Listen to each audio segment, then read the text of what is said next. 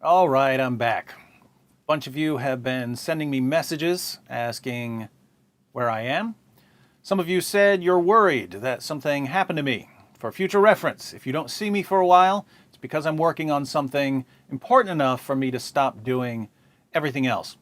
If you watch my videos and debates, you've seen me say that we can trace all of Muhammad's teachings and practices to the groups that were around him in the 7th century. You've seen me say that if we take certain beliefs and stories of the Jews, and certain beliefs and stories of the Christians, and certain stories and practices of the pagans, and we roll them up into a ball, we get Islam. I've made that point dozens of times, but I always knew that there was something missing. Muhammad only took some teachings from the Jews. He only took some teachings from the Christians. He only took some practices from the pagans. So Islam isn't just the product of the beliefs and practices that were circulating in Arabia during the time of Muhammad. It's also the product of some sort of selection process, which leads to the question, why did Muhammad choose the beliefs and stories and practices that ended up as part of Islam?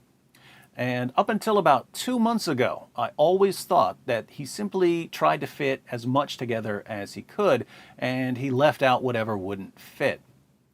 Then one day, I was hanging out with Anthony Rogers, and he was talking about Paul Vitz's book, Faith of the Fatherless, which is about the impact fathers have on the religious beliefs of their children. You wouldn't even think about Muhammad when you're reading this book, because it focuses on theism and atheism. But Tony pointed to a passage at the end of the book and said, read that and think about Muhammad. And suddenly I understood why Muhammad chose the beliefs and practices that are now part of Islam. But I wanted to make sure I was right, so I've spent the past several weeks studying the psychology of religion. Psychology of religion usually doesn't deal with whether religious beliefs are true or false. It deals with psychological factors that can play a role in what we believe. For instance, if your father's a pastor who beat you every night when you were a kid, that experience might not just affect your view of your father. It might also affect your view of the church, authority figures, God, and so on. And here's what's interesting. When you look at Muhammad's childhood and you do some research on the psychology of religion and you ask, what sort of religious beliefs and practices would someone with Muhammad's childhood experiences find appealing? The answer is precisely the sorts of beliefs and practices which, when collected together, are now called Islam. In other words, I once explained Islam in terms of what it's made of and where those beliefs and practices came from. But there was something missing, namely, why those beliefs and practices, rather than others, became part of Islam. And now we have that missing piece of information because we know from psychology why someone like Muhammad would favor the beliefs and practices that he favored. So we now have a complete explanation for the origin of Islam. And when you put it all together, it's so clear that I think I might actually understand Muhammad and Islamic theology better than anyone else in history. That's a pretty extreme claim to make, so let me clarify. I'm not saying I know more facts about Muhammad or the Quran or Islamic theology than other people. There are many people who know far more facts than I do. But studying facts and information is very different from entering Muhammad's head and digging down deep into his subconscious and documenting the psychological origins of Islam. That's what I've done. Now, the good part for you is that since I understand Muhammad and Islamic theology better than anyone else in history, you're about to understand Muhammad and Islamic theology better than anyone else in history besides me, because I've studied everything and can put it all together into a video. So, for you jihadis who keep telling me that you're going to kill me, may I suggest you do it within the next few days, because I'm about to make what may be my favorite video ever. Clock's ticking, cupcakes. Now for some updates since I've been off the grid.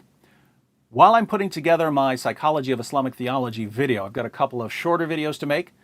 Once the psychology video is posted, I've got another batch of videos that I need to finish up because I've been putting them off for years and still haven't made them. Side note on why I'm trying to get those videos done. A few months ago, when I started a Patreon campaign, I said that we'd have a video planning team on Patreon. When I came up with that plan, I thought it was going to be like 15 or 20 people and that they would send in topics by email, and I'd send back an email with the suggested topics and people could vote on them and it would all be nice and smooth. But hundreds of people signed up, which is really good because that's what you want to happen on Patreon, but I had no idea how to organize and vote on videos with that many suggestions coming in. I've heard that there's a polling system on Patreon, but I have problems with the Patreon website. Some of the pages are jumbled up on my computer, so it's hard to tell what I'm doing. I thought that they just had a lame website, so I figured they'd eventually fix it. But I noticed that some other sites do the same thing on my computer, like certain pages on Rotten Tomatoes. Everything that should be spread out on the page is all in one pile. I'm mentioning this because some of you are tech people and might know how to fix that, which would make my life easier because I won't have to go to other computers to do things on Patreon. So PM me if you know what causes that problem. I can send you screenshots if you need them. Anyway, I figured that if there are going to be a bunch of people suggesting video topics, I could just focus on those topics instead of coming up with my own topics. But I knew that I had somewhere between 15 and 20 videos that I'd started working on months or years earlier, but had never finished because they'd be harder to edit or required a lot of extra reading or were just longer. One of the downsides of making YouTube videos is that you start thinking in terms of how many hits a video is going to get, and you measure success by hits. And the reason that's a problem is that I sometimes think of a video that would make an awesome point, but I know it'll take me 2 weeks to research it and put it all together. So I start working on it, but as I'm working on it, I keep thinking of other videos that would be much easier and quicker to make because I've already read the books and have all of the sources laid out. Then I end up making easier videos and never get around to finishing the original video. And some of my most popular videos were really easy to make. I posted a video called 3 Quran Verses Every Christian Should Know. I basically jotted down the verses while I was heading home on the subway. I sat down and recorded the video. When I got home, million views.